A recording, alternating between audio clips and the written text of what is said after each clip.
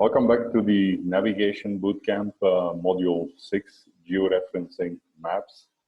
In the previous chapters, we had learned about different map sources of India. And then the previous chapter, we had learned about global positioning systems, latitude, longitudes, how to uniquely identify your current position on the planet. So in this chapter, Georeferencing Maps, we'll be taking any map, either hard copy or soft copy, and basically georeferencing it, which means basically fixing its location on the planet. So for this, we'll start by downloading one of the Survey of India maps. You can log on to this website here of the government.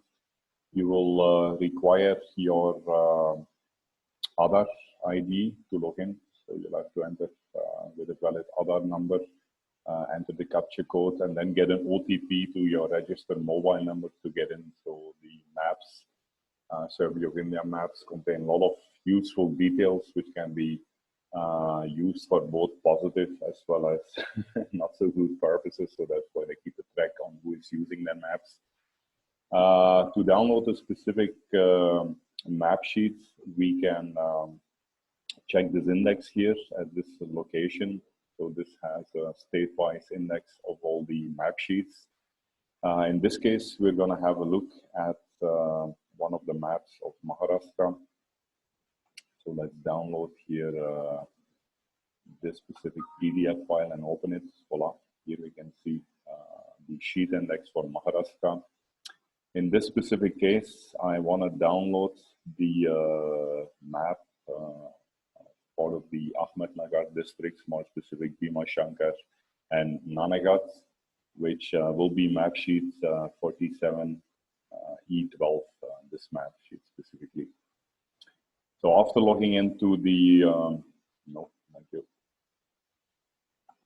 After logging into the website, you will be able to download the website using that sheet number 47E12. And then after downloading, you will have to enter the, again, the last 8 digits of your Aadhaar number as a password to open the file. It's downloaded in PDF format. Here we go. So let's open the file which I downloaded earlier and just use the 8 last digits of the Aadhaar number to, voila, open the map. So here you can see the map with lots of useful details as explained in the Maps of India section. So here we specifically have Siddharghat Fort, which is located on this Deccan Ridge here, which goes all the way to Bhima Shankar and beyond. So to georeference this map, first of all, the map coordinates are clearly mentioned here. If you look at it, say the bottom left corner, which is basically at the western boundary and the southern boundary. These are basically located at 73 degrees 30 seconds eastern longitudes, which if we convert it to decimal, we get 73.5 degree. And the southern boundary, the southern longitude is 19 degrees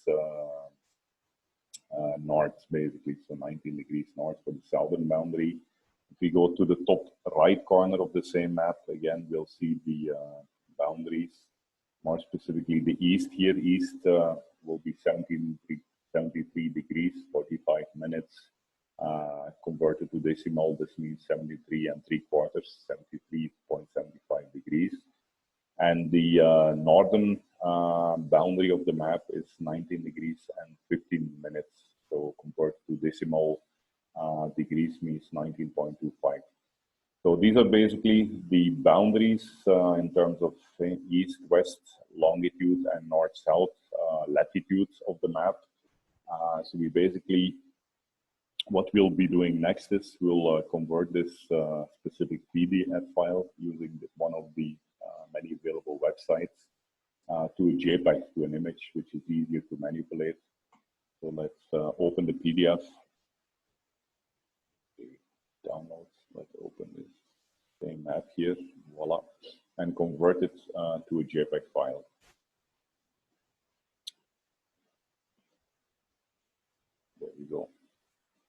pretty large file. It's 15 minutes east to west and 15 minutes north to south. So remember, 15 minutes, 1 minute being a line mile. Sorry, a 3 mile. So it's 28 almost by 28 kilometer long. Again, same password protected. So we enter the last 8 digits of the Aadhaar. Voila, there we go. We can download a JPEG now, which will be easier to manipulate. For georeferencing, we will cut the map exactly where we need it. So we simply open MS Paint, check out the JPEG file here, voila. And we open it in Microsoft Paint, voila. So here we can zoom in, zoom out, the whole map, including the legend, as well as a lot of white spaces there, which we don't need. So we'll just select the exact boundaries of the map and basically georeference that part of the map. So we need to now pretty accurately indicate the bottom right corner, voila. And then we can zoom out and zoom in on the upper side of the map. Use the scroll button of the mouse to get to that point. Up and down, there we go.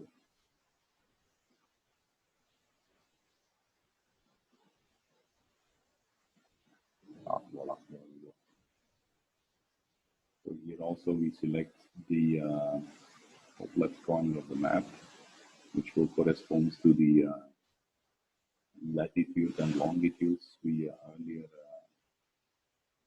Voila, there you go. We cut this portion, start a new map, and voila. We just take the actual map. So we can save this with the same name. See here, this was 72E12. Simply save it with the same name. There we go. Oh, yeah. That should not support it. Make it underscore. There we go. Save it. And then for actual georeferencing, we'll be using a pretty nice tool called MapTiler.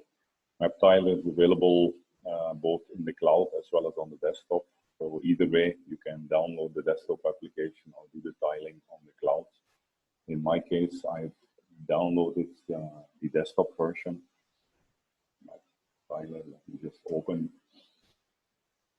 So in this application, we can load this image now, this JPEG, and convert it to a KML file, a keyhole markup language, which will basically indicate the boundaries east-west and latitude boundaries north-south of the image.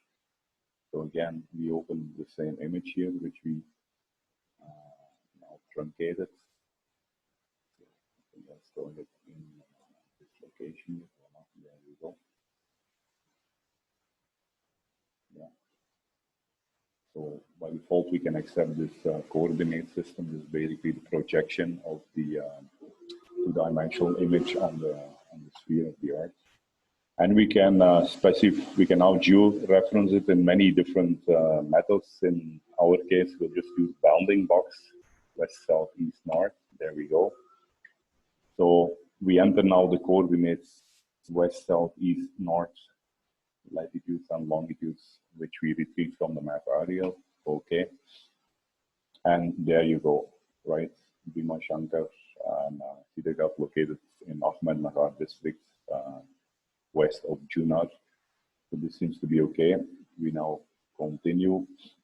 And here we can just pick the Garmin GPS devices. So this will make it compatible to even download in your Garmin GPS the KML file by having a maximum tile size of 1000 by 1024 by 1024 pixels. Now we can render it. So we just open a new directory now. So here on the D drive, we can create same thing again. This is 47E12. 47E12. create an empty folder initially. New. There we go. Now we can render this map. Rendering is done quite zippy.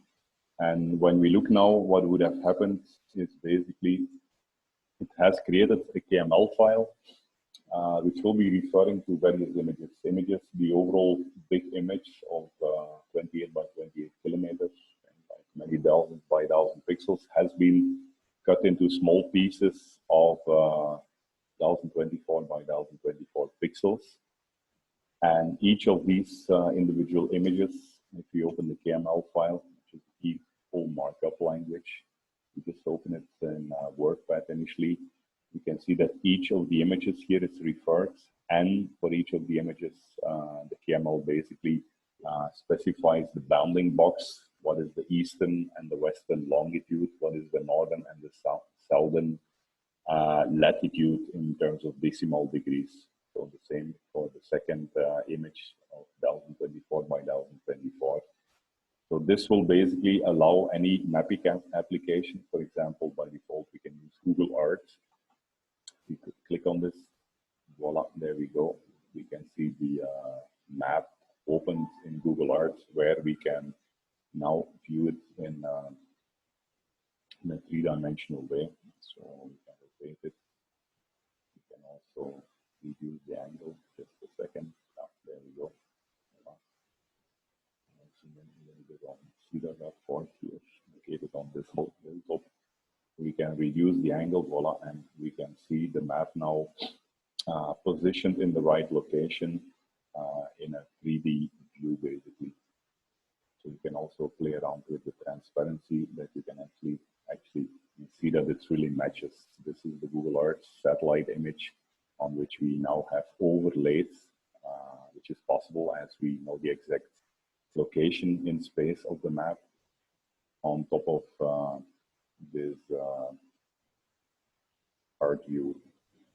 You can then also clearly see that, so for example, this lake, voila, you can clearly see right, the lake matching with the boundary. You can see certain villages here. Here you have forest, yellow areas on the cultivated lands. You can see those villages clearly visible on the map. Also, voila, you can see a small settlement in the forest, which is also mentioned here as both body on the SO survey of India map. Voila. So one other very nice thing is that given the fact that the map is positioned in geospace, we can now also, for example, overlay any trails on top of this. Say, for example, remember in the chapter maps of India, we could download trails from, let's see here, Ramblr.com.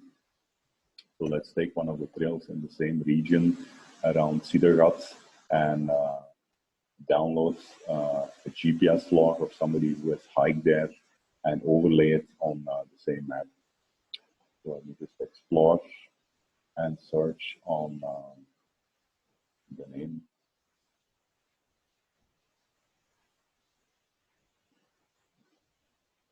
There we go. A little bit slow, the internet. Explore.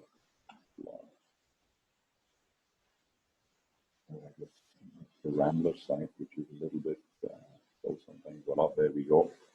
So let's search on Cedar Guts and download any trail in that region and overlay it on top of our georeference map to show you that indeed the trail and the map are perfectly matching, as both are georeferenced. Okay, so we can take any GPS log here, just pick anyone. Voila. There we go. Well, I clicked on the name of the person. Let me click on the actual GPS log. Again, search. Many people have typically uploaded routes to the more famous parts. There we go. So let's take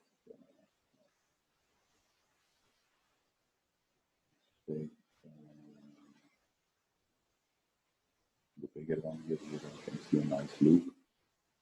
Voila. Let's open this GPS bar. And there we go. We go from the village up to Agupe, where I actually crossed 2 days ago to go through Cedar Fort and then climb down to a gully back to the road. So let's download this GPX file, which is also, as we already know, nothing more than a set of a sequence of latitudes and longitudes. And let's open the same file in the Google Earth view. There we go. This is the GPX. There we go. We just see which one we downloaded. Sanjay. There we go. Okay, so we'll open it and voila. You'll see the same trail being loaded on the map basically. Text. I don't see any text right now in the thing. It's a little strange. Okay, in that case, we can open another one. Yes, there's another page which you can just open.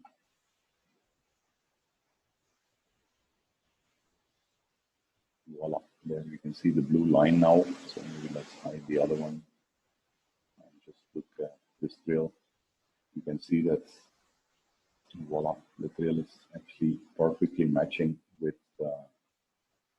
starting from the village here, Navali, leaving the road and then going into the paddies, climbing up through the valley into coming to the right towards Cedar Gut village at the base of Cedar Gut and then climbing up the fort basically.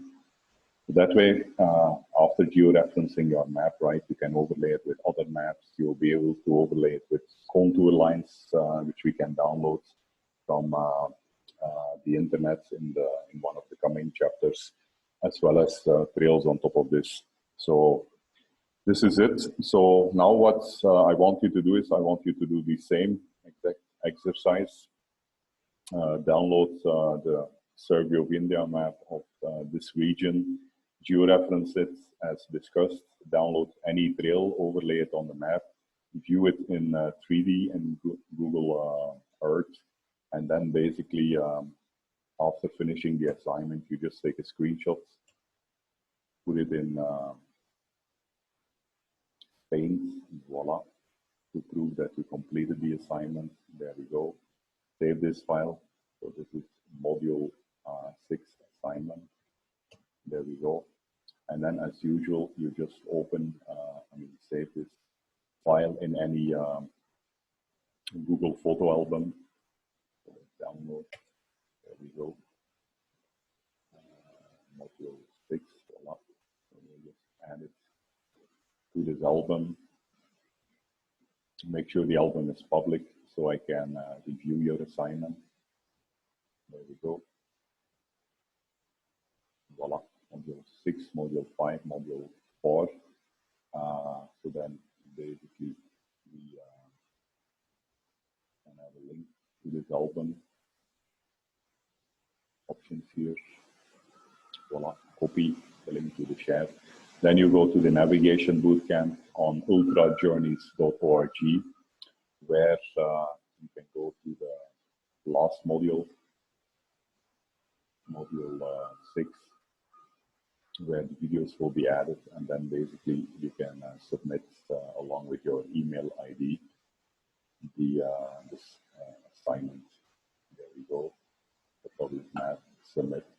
Voila! Congratulations! You have just mastered the art of georeferencing maps, which will again be useful in the coming chapters when we talk about satellite maps, topographic maps, trail planning, and finally map and compass.